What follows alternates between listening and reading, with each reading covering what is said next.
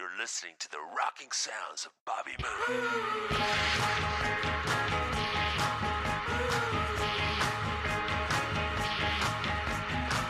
Listening to my Asdru radio, raw and rocking. The station's playing classic rock and roll, raw and rocking.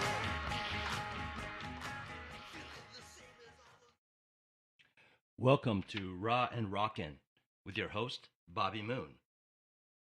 This is an hour podcast about music in LA, including local bands and touring acts rolling through town.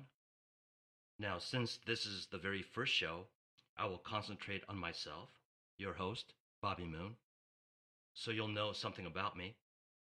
I am and always have been a huge music fan, then from a fan turned performer. I am a singer, songwriter, and producer living in Los Angeles. I do my own solo stuff, as well as perform and produce for others. My main band is Spellbound, and the music of Spellbound is a fusion of funk, Latin, and tropical influences, and I'll tell you all about how that happened during the course of today's show.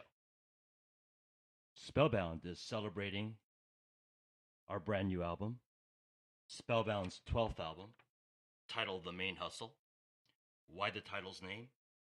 Because in today's world of side hustles, this is Spellbound's main hustle. The album drops on March 5th, where it will be available to stream or download from your favorite music sites.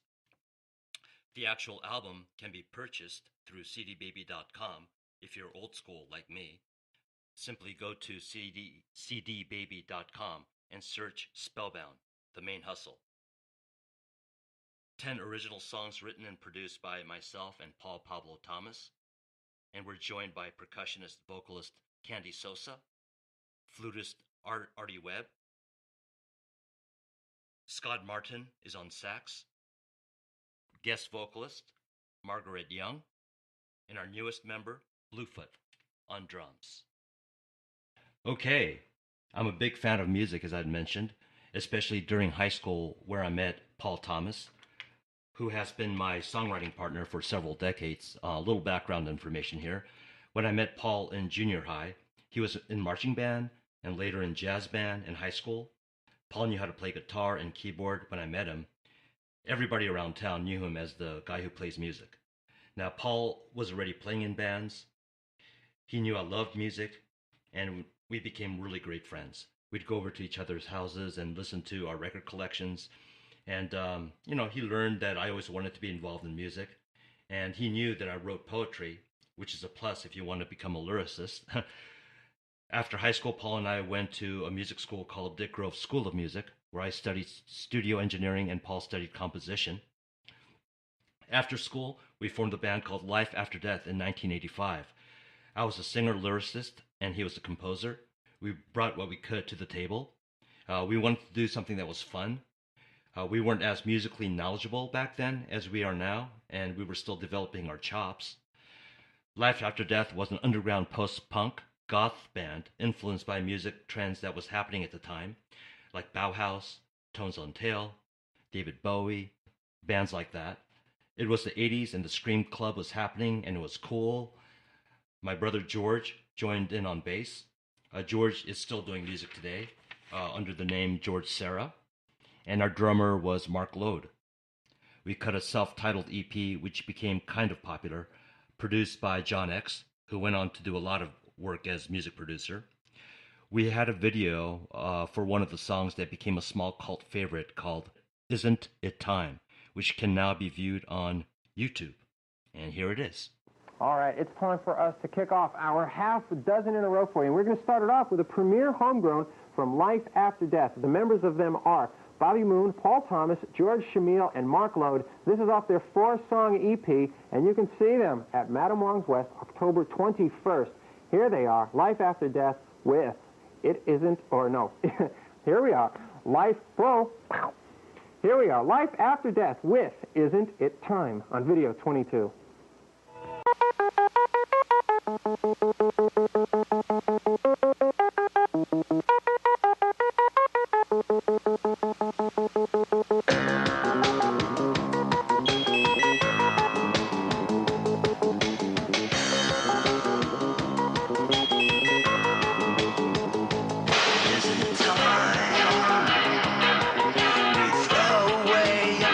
directions. Is the time we lose the mystery? Is the time we look for new directions? Is the time we throw away the key? Why stay inside when the world's outside your window? Why run and hide when the only fear is in you? And who's to blame when your life is rearranged? They'll call your name when you're wanting for the change. Waiting for the change. Well, is it the line that broke the love between us? Is it the line that caused your mind to sway? Is it the line that slowly dims the focus? Is it the line if you should go away? Why stay inside when the world's outside your window? Why run and hide when the only fear is in you? And who's to blame if your life is rearranged? They'll call your name while you're waiting for the change.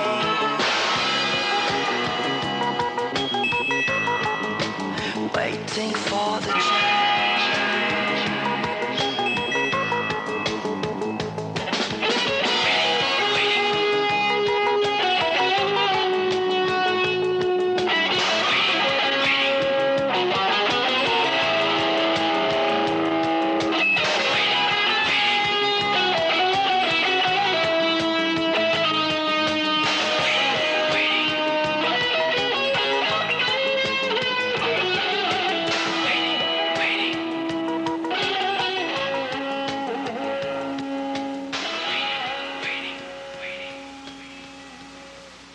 Life After Death broke up in 1987, and as we became better songwriters, Paul and I decided to form a band influenced by music we were really into, to make music that reflected our real influences and tastes, like soul, funk, R&B, and jazz, and we formed Spellbound.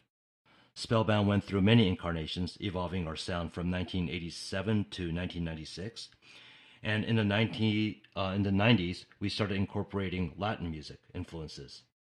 We started learning about Latin grooves and learning about clave and listening to a lot of salsa, basically.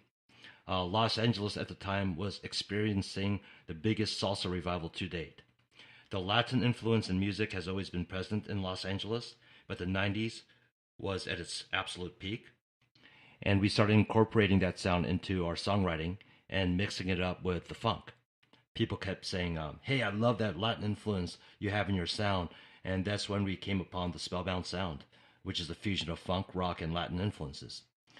Now, there was a promoter at the time named Albert Torres, who passed away last year on May 29th. We miss him a lot. He brought in and promoted shows around town featuring every major salsa act, as well as hosting various salsa events and dance lessons around town.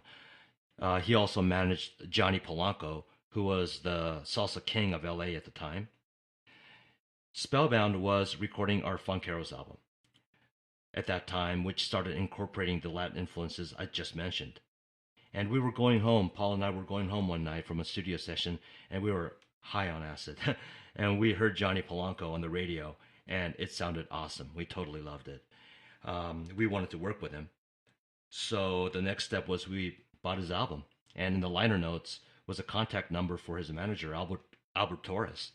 So we gave it a shot. We called Albert and left him a message that we were trying to get in touch with Johnny to see if he would be willing to be a guest star on some of our songs. We wanted him to play his trace guitar. The trace guitar is a Cuban guitar.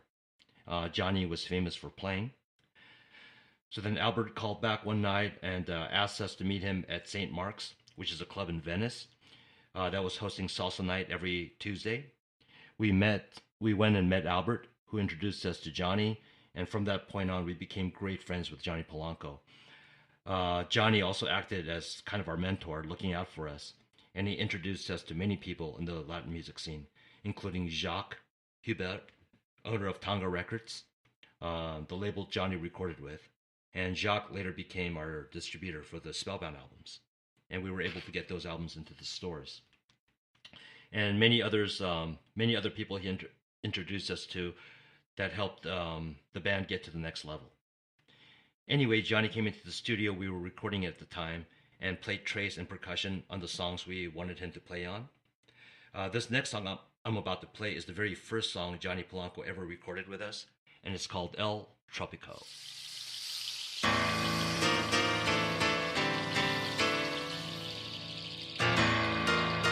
Caliente, el trópico, sabor.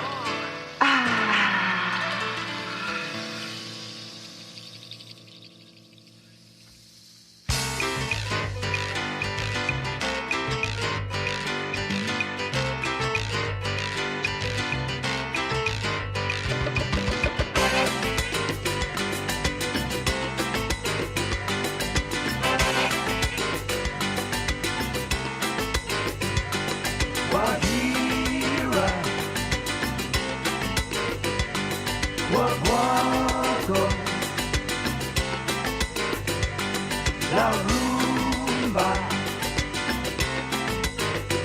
Somontuno, Sing it for me once again.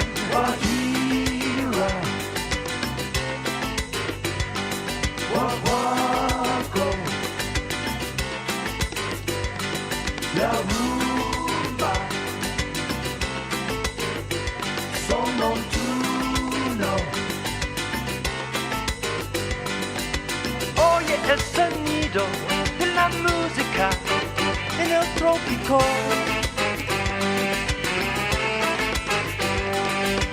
Oye el sonido de la trompeta en el trópico. Guajira, Guaguaco, La rumba,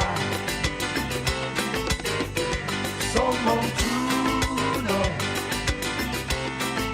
Ajá.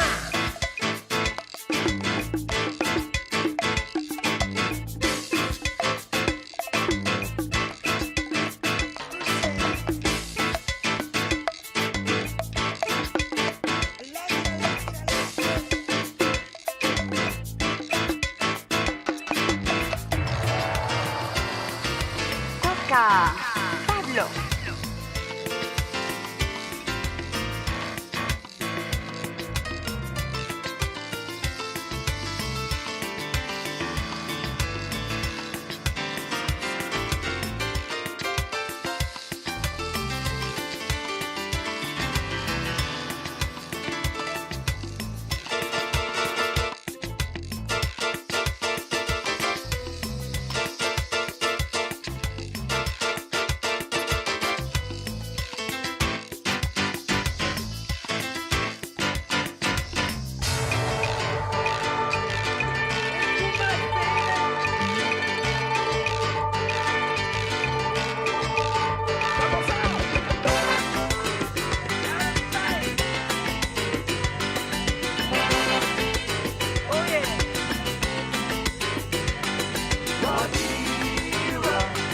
Es buena. Ven, ven, ven, ven, ven a bailar. La rumba yo voy a bailar. Ahí nada más.